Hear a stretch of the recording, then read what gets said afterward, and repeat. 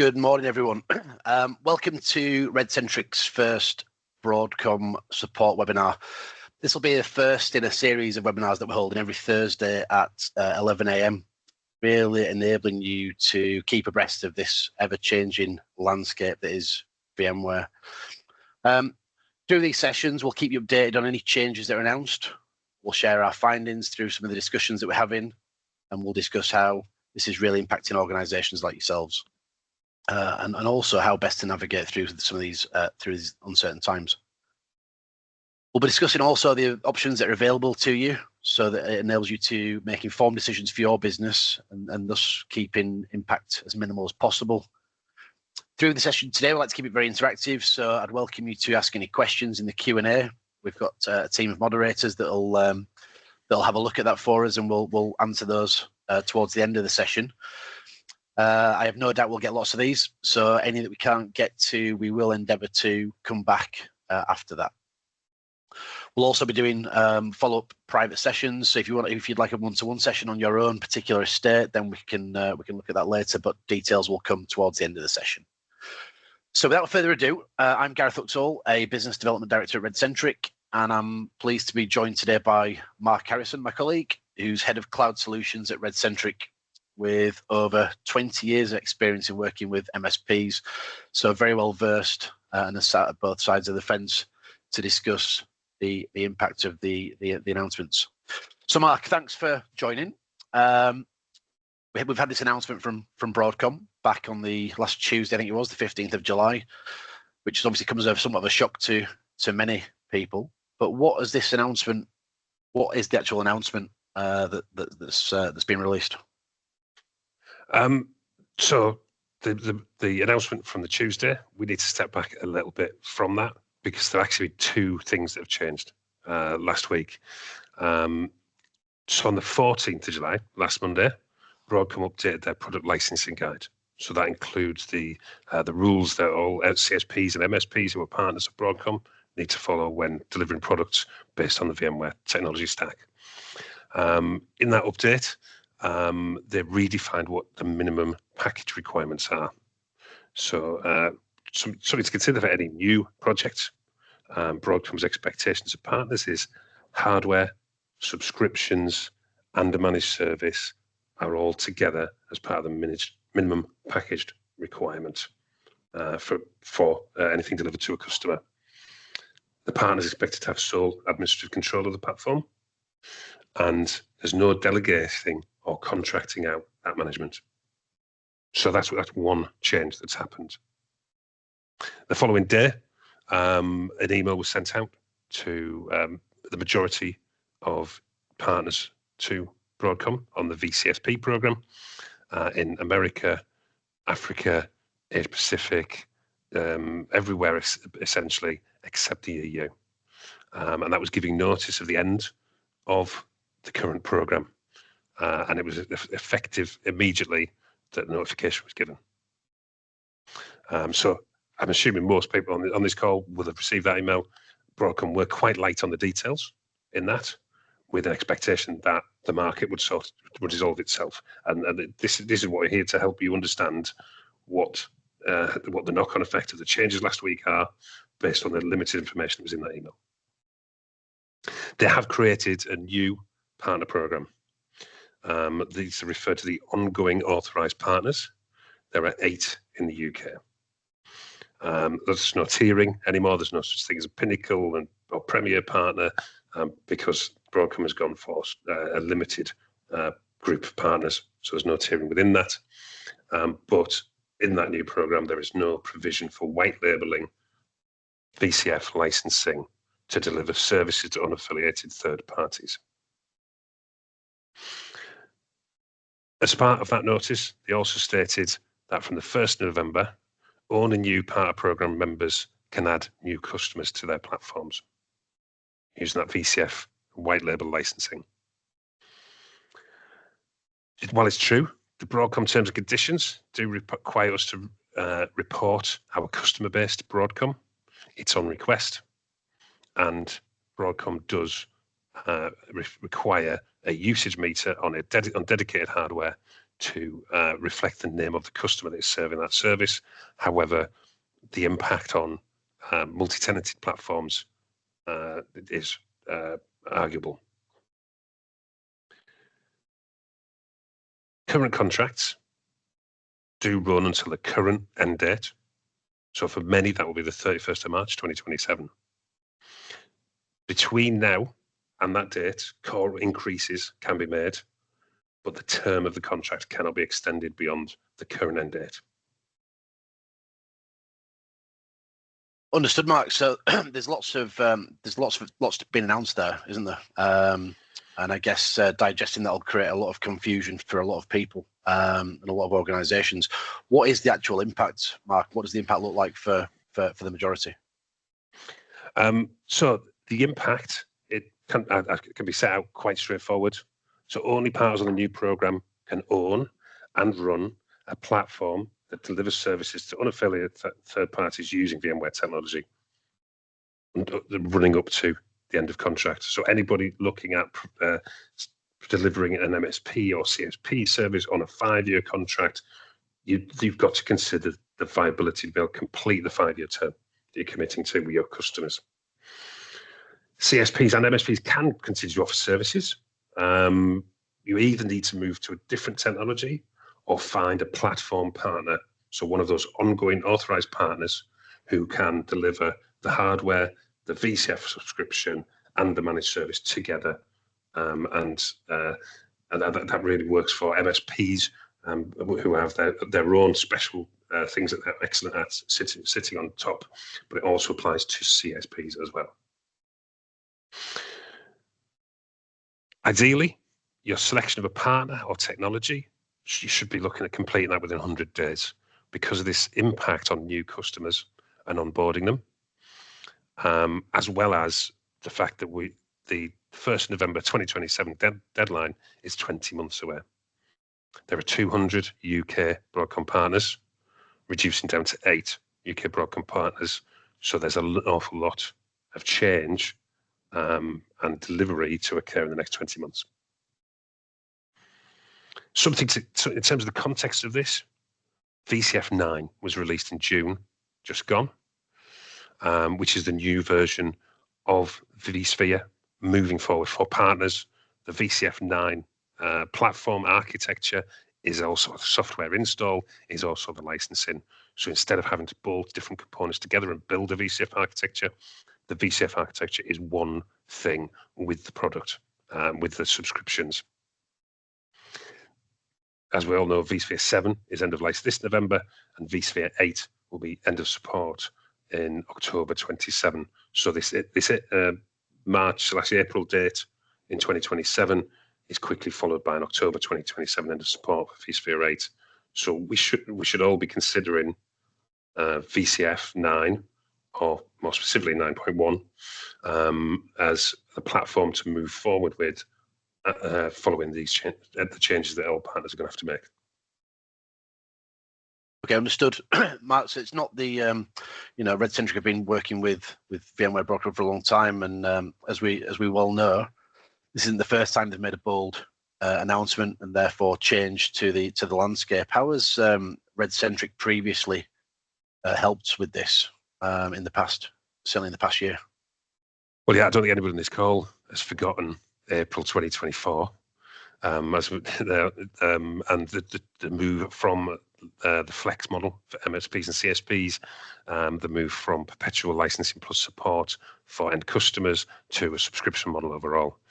In 2024, we were the only Pinnacle partner in the UK who had experience of running the VCF architecture. We've been an early adopter of that as Redcentric, and we've helped 34 partners navigate the changes in April 2024, and who are white labeling through us and receiving their partner support from us, and receiving advice as needed in navigating the VMware by Broadcom environment. So we've been very successful, I think, with those partners, and we've developed a clear roadmap of how to implement VCF and how we're enhancing our own cloud platform, and and adopting the features that are available within VCF, because we're all have them available to us. And now, again, we are here to support partners. We want partners to succeed, and we want to succeed ourselves. So we're here with the roadmap moving forward, following this announcement, that we want to share with partners to help them, because this announcement seems like a major event. Well, it is a major event. It's the biggest thing to ever happen to this being MSP market, in my opinion. Public cloud came along 15 years ago, and that happened as a rate of adoption. This is a very hard timeline. Broadcom have asked partners to swap their license keys out. Those new license keys that they're asking you to swap in have an end date of the 31st of March 2027, if that's the end date of your contract. And after that date, a VM that you reboot won't come back up. So there really is something that has to be addressed rapidly over the next year and a half. We've got a simple recommended transition plan for partners. If you're a partner with Redcentric now, or you choose to partner with Redcentric, we already have a multi-tenanted large cloud across 3 different sites in the UK. If you're concerned about the 1st of November date and onboarding new customers, you can start consuming that this week. We can get you set up on that straight away, and you can put your new customers on there and forget about them. That's fine. That's going to stay. You can back to back it with your customer contracts, because it's a consumption model per CPU, per gig of RAM, per gig of storage, etc. And if that suits your model, then you can put any new customers on there, and you can worry about them after you've done everything else that you're going to need to consider doing in the next year and a half. Where partners have got a platform, and we may have just made a 5-year investment in a big CapEx investment, Redcentric is offering to adopt those platforms as one of the ongoing approved partners. There's a commercial discussion, there's a technical discussion. We need to make sure that you're in a good position, because what we want to avoid is cost shock for partners. So we'll buy that platform off you. We'll make sure it's ready for VCF 9. There may be some remediation steps, but that, if somebody's if you've got a platform invested in and you're choosing to stay with the VMware technology, that's a route forward that Redcentric can offer. And then we've got Evergreen service as well. So going back to that product licensing guide from Broadcom, where hardware plus subscription plus a managed service all bundled together in one thing, we can offer an Evergreen platform to partners if they're ready for refresh, or if their hardware is not going to be VCF 9 ready. Then we can offer that Evergreen service. Brilliant. So as you've said, it really is a seismic event in terms of the MSP marketplace, and we've got these very clear dates ahead, so people need to consider their options, and there are lots of options out there. Mark, can we maybe just dig into a bit of detail on the various options that are available, certainly from a Redcentric perspective? Yeah, so anybody choosing to partner with Redcentric, we've got the option of hosting it. So we've mentioned we've got Redcentric Cloud. It is an already existing multi-tenanted private cloud, shared hardware, sitting in Redcentric data centers. We can, sorry, gone too much slide forward. We can deliver Redcentric Cloud. We can deliver that to customers and to partners to deliver to customers. That we're happy to do that tiering. That's currently VCF 5 architecture. We're moving that to VCF 9 right now. We're working on that. And in fact, we've got the product manager on the call overseeing that project, who's going to be joining in with the Q&A later. We can deliver partners a private cloud just dedicated to that partner that is shared amongst their customers. So shared hardware, the partner has, instead of consumption with Redcentric Cloud, they buy capacity within that platform, and we can deliver that. We can deliver dedicated private clouds to partners' customers as well. So if you have a customer that says, I've got a regulatory requirement to not be sharing the hardware, or I need to meet PCI DSS and something else, and therefore it becomes difficult on shared platforms, then we can absolutely do that. And we have a public cloud capability as well. In terms of finding another technology, public cloud is something that may suit some MSPs. We have experience on AWS and Azure, and we can support and guide those partners in that transition and in the migration, the modernization, and so on. I mentioned Adopt and Evergreen earlier. That partner private cloud, the partners shared cloud, we can do that as an adoption using existing hardware. We can deliver the new hardware, and then at the end of that life of the hardware, we can move to an Evergreen service. So you've got adopt or Evergreen, or adopt to Evergreen. So you never have to worry about upgrades and hardware refreshes again, because it's all part of the service. And the other thing that we talked to a lot of partners about already is a mixture. They have different workloads, they have different products that they sell. Some they can transition to Redcentric Cloud now, and do a migration. If we adopt another platform for them, then their customers are not impacted. It's just the administration and ownership of the hardware that's impacted there. The customers are good and don't even need to know anything's happened. So, and then there's also new private cloud implementations we're talking about as well. And so it is a menu. You can have as many courses as you like from that, and as whatever suits your business. This is a multi-cloud environment that's just been created, as well as a hybrid cloud. The question is, where can we do that to a certain extent? And that is, we can host it for you. We have data centers that we can host it in, and that's very easy for us. And we have already got platforms there like Redcentric Cloud. Where we're different from some of the other players in this area is we're going to be looking at your data center. So what's the least impact on your service? What's the least redesign you need to do? You may have VMware in your environment, but it might not be all of it. It might not even be the majority of it. You may have other services sitting in there that are not running on VMware. So we can deliver an adoption or Evergreen service in your data center, or indeed a third-party data center. Obviously, public cloud's on there because we tend to deliver public cloud on public cloud. Thanks, Mark. I think that details everything really well. I think I would encourage people to put any questions they've got in. We have received some already, Mark, so I'll just jump into some of these if I can, because I'm sure a lot of people will have the same questions and want to know the output. Just based on one of the comments that's coming already, we will be sharing this recording afterwards for those that have attended, so you will get those if you're trying to frantically make notes. And as I said, we'll be talking to you shortly about follow-up sessions. So, Mark, the first question we've had through is, how would Broadcom know if I was to onboard new customers to my shared platform after the 1st of November 2025? Every partner of Broadcom in the registered tier will have signed the terms and conditions with Broadcom. In those terms and conditions, Broadcom states that partners must share the list of customers on request with Broadcom, and it's that part of that three-party relationship. So our existing 34 partners are partners with Redcentric, but they're also partnering with Broadcom. So that relationship, Broadcom can ask you for your list of customers. In terms of the list that you provide them, who's on it, how recent it is, and even if you gave them a list of your customers, what are they going to compare it against prior to 1st November?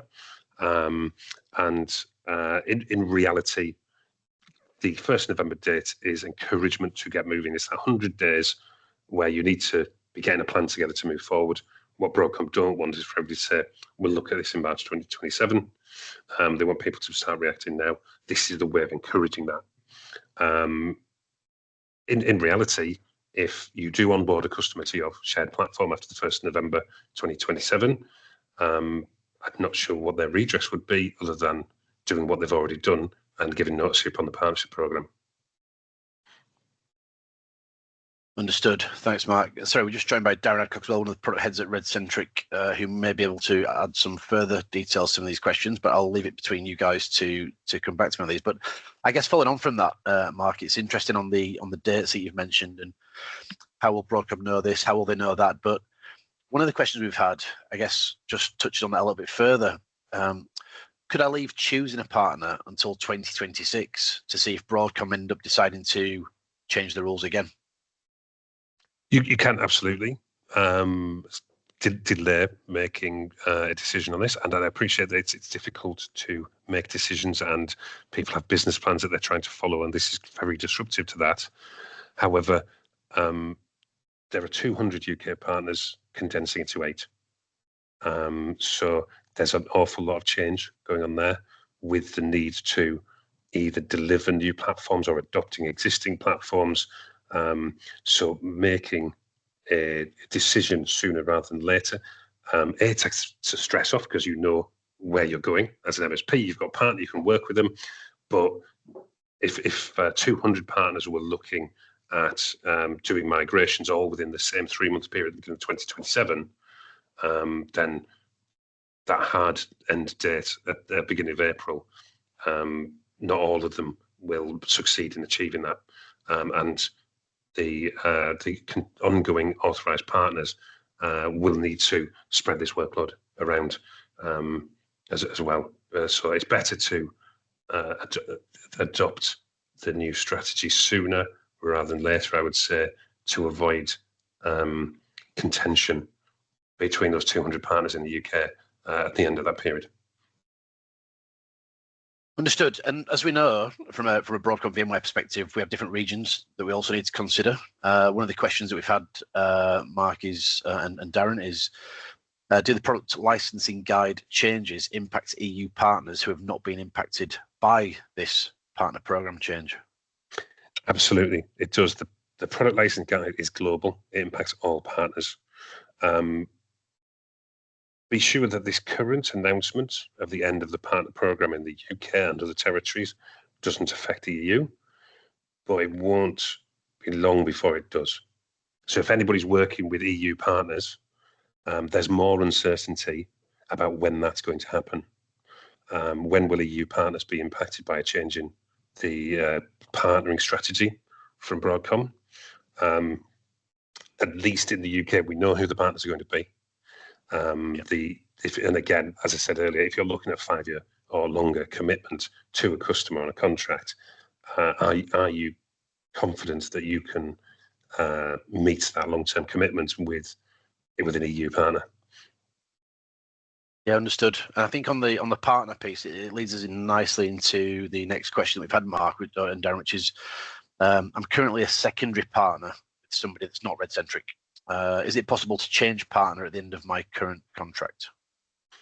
So with the partners working together, you can change partner before the end of that contract. Redcentric is working with Broadcom, and we'll be able to move commitments from one primary partner to another primary partner over the next 18 to 20 months in order to spread that workload out. And it's a commercial as well as a technical conversation, as it is with any adopt. We can adopt your white label partnership from an existing partner who may not be an ongoing authorized partner.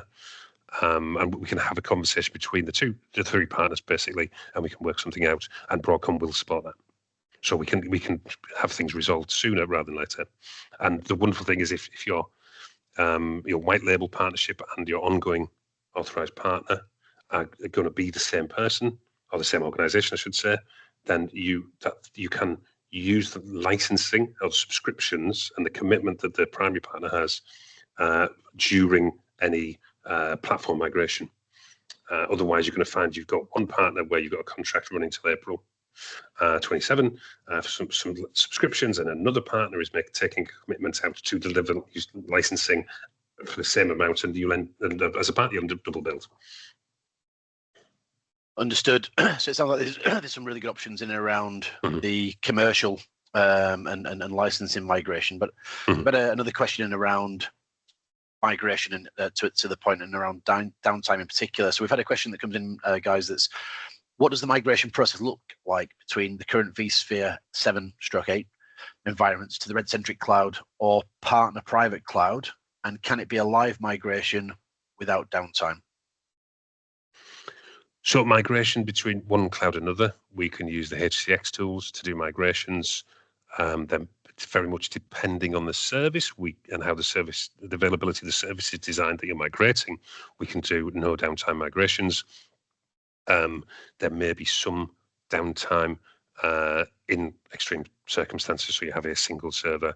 There's a need to upgrade VMware tools. Technically there are reasons why there may be disruptions, but it's very much designing every migration to minimize that disruption. That's a move to Redcentric Cloud. Where if we're sorry, what was the other part of the question, Gareth? In terms of a live downtime, a live migration without downtime. Yeah, so a live migration without downtime is entirely possible. If we talk about adopted it, there's no disruption to the customer at all. It's a change to the management of the platform, not to the running of the platform. In terms of a move from vSphere 8 to VCF 9, I believe it's possible with VCF 9, although it has only been out a few weeks, so we need to look into this in a lot more detail.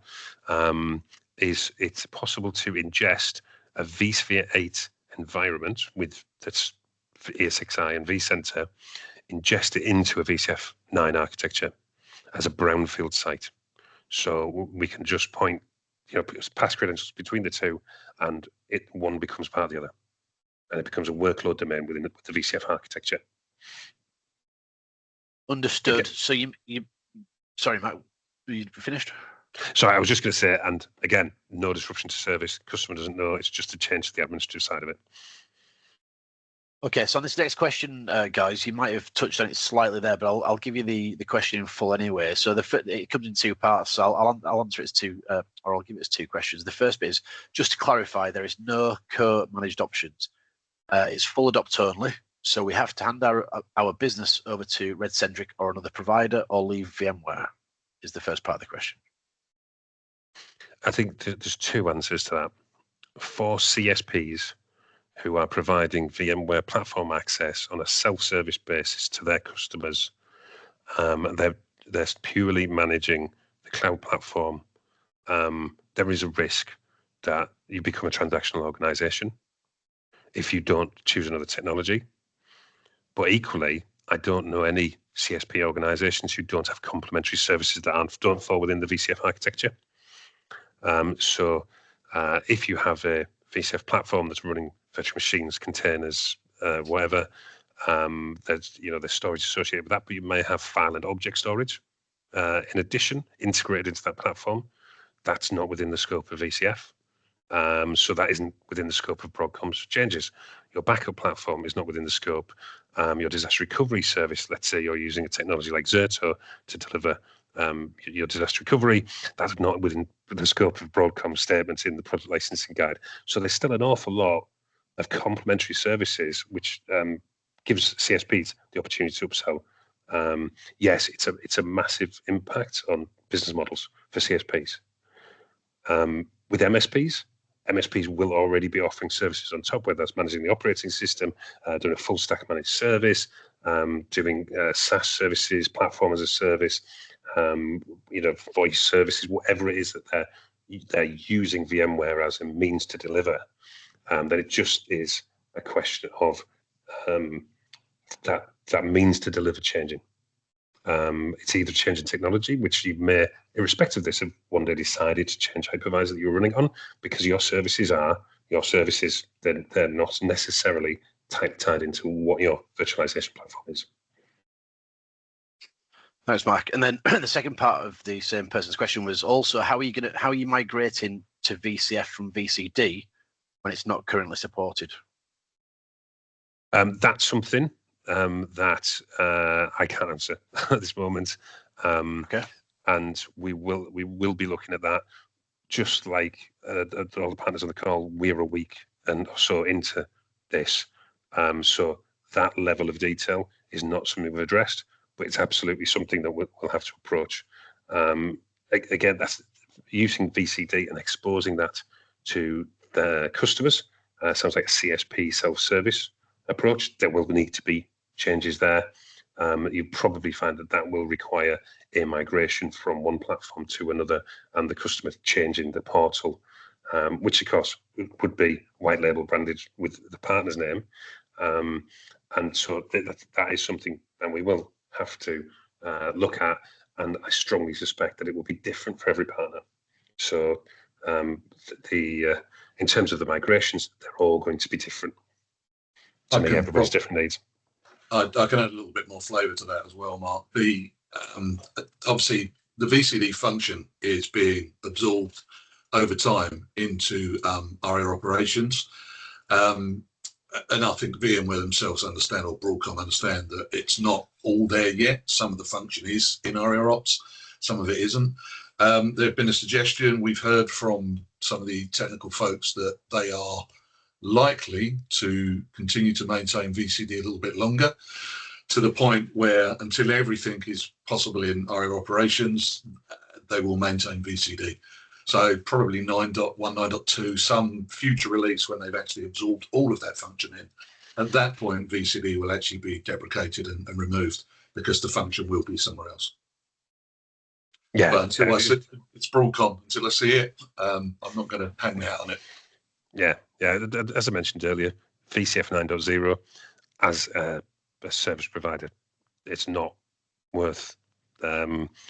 It's not right for production. It won't deliver you the functionality you require. We're looking in 8 months at VCF 9.1 being released, which is expected to answer a lot of these questions, isn't it, Darren? Yeah. Thanks, chaps. I think, as we said at the start, right, it's an ever-evolving landscape. Hence why we're holding these weekly sessions to keep everyone abreast of as we work our way through and find additional things. But for the person that asked that question, we will come back as soon as we know more on that separately. So just going back, guys, touching on, we've had somebody talking about new customers. So when Broadcom say new customers, is that just selling physical cores of VMware licensing to them, or is it selling and running VMs on the physical cores we've already bought for new customers? So this, I think Broadcom was clear in their email about this. This is onboarding new customers in anywhere.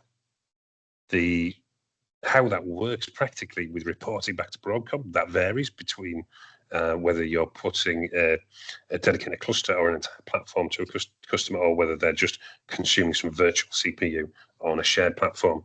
But I think Broadcom was quite clear their intent is for it to apply to any new customers, any new labels that you as CSPs and MSPs win. Okay. And I guess keep it on the on that commercial piece, chaps.